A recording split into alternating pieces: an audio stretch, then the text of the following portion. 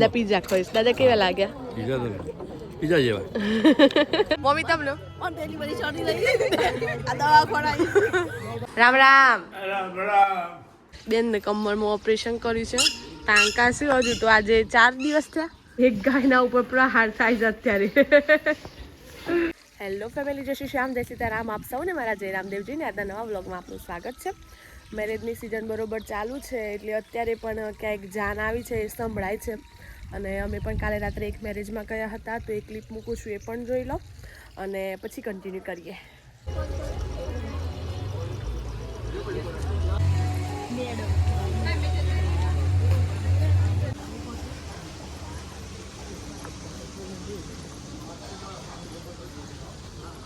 જાનુબેન, મામી કેમ છો? મજામાં? અમારી જોડે નંદિની અને ડોલી પણ આવ્યા છે. હાય,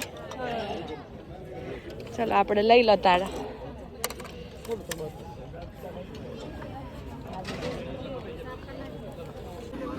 મમ્મી એકલો પિઝા ખાય છે. જુઓ છો, ઠંડો છે, વધારે ઠંડો છે. જાનું દાદા ના આપે તું જાજો.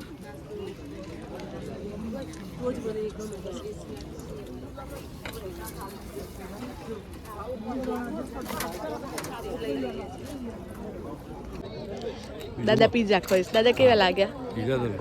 પિઝા જેવા. જાણું ગરમ આવે ને તો મમ્મીને ઠંડુ કહેજો. આમાં ગરમ છો?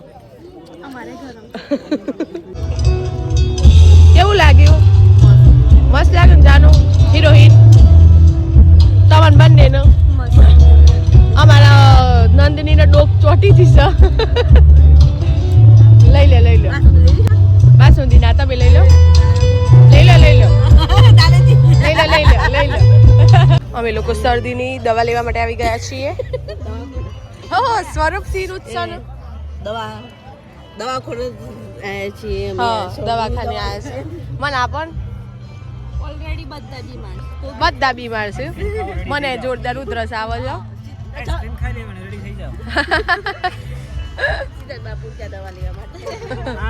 છે. નંદીબેન કેવું લાગ્યું તમને? તમને શું થયું હતું? કેમ આઈસ્ક્રીમ ખાવ છો? શરદી. તમને શું થયું હતું? ના, સાચું કે ગળું બેસી ગયું હતું? મમ્મી તમને? ચાલો, બહુ જ બઢિયા. અને મને તો ઓલરેડી બહુ ઉધરસ આવે છે એટલે કમ્પ્લીટ પાક્કી દવા લેવું છું અત્યારે. આઈસ્ક્રીમ ખવાઈ ગઈ? કેવી લાગી? મસ્ત લાગી. મસ્ત. હું એ બતાવી દઉં ને કાકુ સરસ લાગી. કેવી લાગી? સરસ લાગે. કેવી એટલે સરસ એટલે કેવી? એટલું આવું થોડું ગળું બળે છે પણ દવા થઈ જશે. કોણ જમવાનું? સરસ. રામ રામ. મજામાં? જેવું લાગતું હતું મને. હા. દાદા કેવું રહ્યું લગનમાં? જોરદાર. લગન જેવું લાગ્યું. લાગ્યું? હા, લગન જેવું લાગ્યું. All the best. ચલો આયા બધા આનંદ. All the best.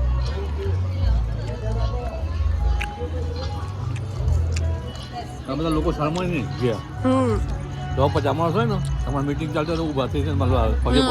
આ બધા પગે પડવા આવ્યું છે. અમે બધા મેરેજમાંથી ડાયરેક્ટ આવી ગયા છીએ હોસ્પિટલે. અમારા ફુવાની ખબર પૂછવા માટે. ફુવા અહીંયા ઊંઘેલા છે. ફુવા રામ રામ.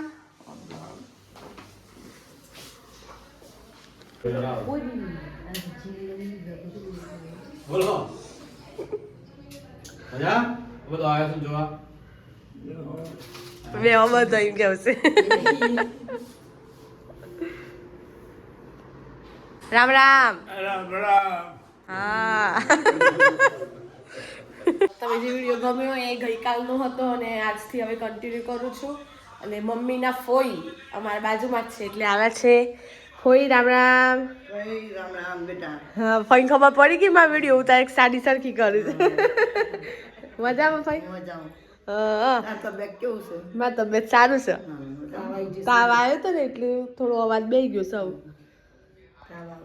મમ્મી ફોઈન બે વાતો કરો છો હા હાથ તો જુઓ બીજા દીદીને જોવા આવ્યા હતા એટલે બેઠા છે બોલો મમ્મી બીજું લગ્ન સીઝન કેવી ચાલુ છે ચાલુ જ સજ તું ચાલુ જ છે? હાજી સ ચાલુ જ આ વખતે તો ઘણો લગ્ન છે ના પણ ભાઈ આપણે તો પતી ગયું કયો ને શાંતિથી પતી હા આપણે હતું ને એ વખત ઠંડી થોડી ઓછી થઈ જતી હવે પાછી વધી છે પાછી ઠંડી આવે હા વધી છે કેવું છે ભાઈ પેશન્ટ આજે પ્રફુલ્લિત દેખાય છો આજે તો કમ્પ્લીટ લાગે છે ગરમ પાણીથી કમ્પ્લીટ હાથ પગ ધોઈને ફ્રેશ થઈ હા આજે તો પેશન્ટ બિલકુલ દુખાવો નહીં લાગતો પેશન્ટ આજે ખુરશીમાં બેસી ગયા છે હા આજે કોઈ મળવા વાળું ના આવે એવું દેખાય છે જય શ્રી કૃષ્ણ મજામાં હા કમ્પ્લીટ છે પેશન્ટ 10 દિવસમાં દોડતું થઈ જાય બીજા કેવું છે કે આજે તારો આમ મોઢા પર આમ ઉજાસ લાગસ અડધો કલાક બેહીન શાંતિથી ફ્રેશ થઈ પેલા તો ગરમ પાણીથી આજે કમ્પ્લીટ લાગસ તું હા હોસ્પિટલ નો ભાર બધો ઉતરી ગયો છે ના નથી તો એ એટલું ઉતરે છે હા સરસ કિશન ગા કમ્પ્લીટ ચાલતી થઈ ગઈ છે હેવી જલ્દી કમરમાં કેવું ફીલ થાય છે તને સારું લાગે છે બેન ને કમરમાં ઓપરેશન કર્યું છે ટાંકા છે હજુ તો આજે 4 દિવસ થયા છે ને બેન જુઓ દોડતો થઈ છે સવાર જોરદાર કરામત છે તારે તો જોરદાર છે જીવ તો ચો તબેલામાં પોગ્યો છે જીવ પોગે લગત જોઈ આવું બધું પણ ના જવાય બકા એટલે બધો જવું ના પણ એટલે હા. મમ્મી મને ના હારી મેલમ સાચી જ વાત છે તબેલામાં જીવ પોગે છે બુનનો જોવા હો કરું તો કશું નહીં શું રમો તમે એ વાઘે શું રમો છો શું રમો છો ઘર રમો છો એકલી એમાં હું રમવાનું આવું કરીશ તે હે ઘરમાં શું આવે હા નથી બોલવું જો હવે કાલે મેં વિડીયો બનાવ્યો ને એમાં મારે બતાવવાનું રહી ગયું હતું સામે દૂધ કાઢતા હતા ને એટલે જુઓ ભાભી ને બાબરને બેસી ગયા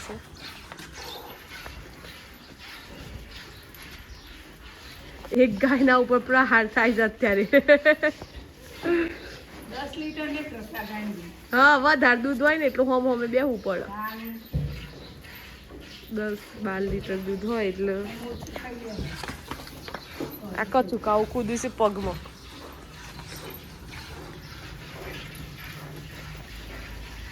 જો હા એટલે થાકે ના લાગે ને ફટાફટ દૂધ નીકળી જાય ગુડ્ડી ભાભી ને આવડે છે દૂધ કાઢતા મને તો નતું આવડતું આવડે જ લે હો સાડીમાં કાઢવું પડે છે આમ લો અને ટી શર્ટ પહેરવાનું રાખો હા તબેલાનું કામ કરો એટલી વાર પહેરી દેવાનું ના નહીં પાડે એવું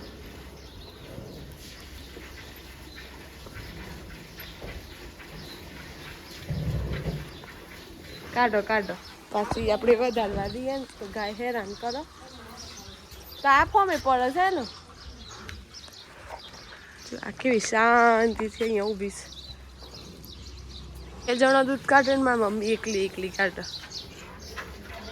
મમ્મી થાક નથી લાગતો હા હવે પાછળ મને ઘેટો બકરા દેખાય છે જો આવ્યા હોય તો બતાવું કોઈક ભાઈ લઈને તો જોઈશે તો ફટાફટ જાઓ શું મમ્મી હા દૂધ કાઢવાનું મશીન કોઈને આપવાનું હોય ને તો કહેજો લેવાનું છે ચો ગયો જતો રે લાગે છે આવી ગયો નહીં આ ભાઈ રસ્તા ઉપર કેમ બધું ફેંકતા હશે ઉપરથી કેટલા બકરા આવે છે એટલે ચડાયા ઉપર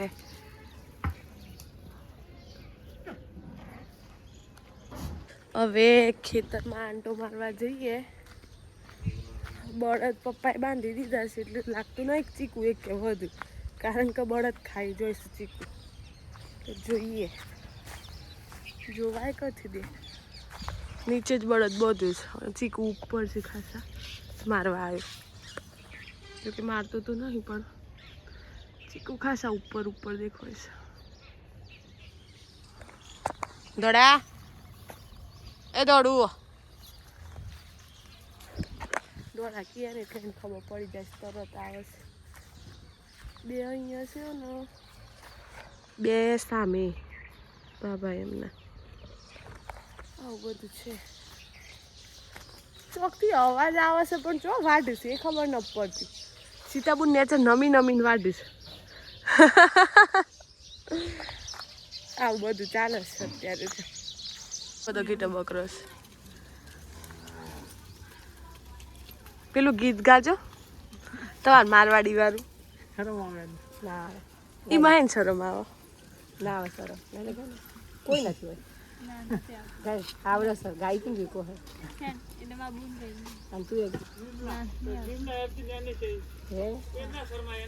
હા પેલી તો ગાતી સરસ ગાતી ગાય દેડ નહીં આવડતું કેટલો બકરો છે કે અરે ગેટો છે 150 અને બધો થઈને 150 કે બધો અલગ અલગ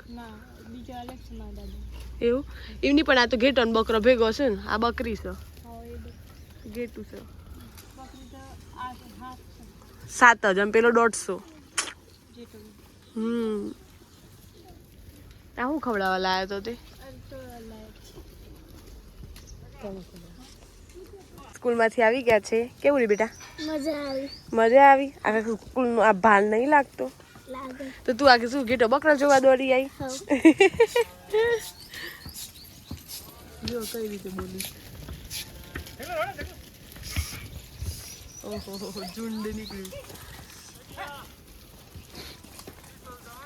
યોનો અવાજ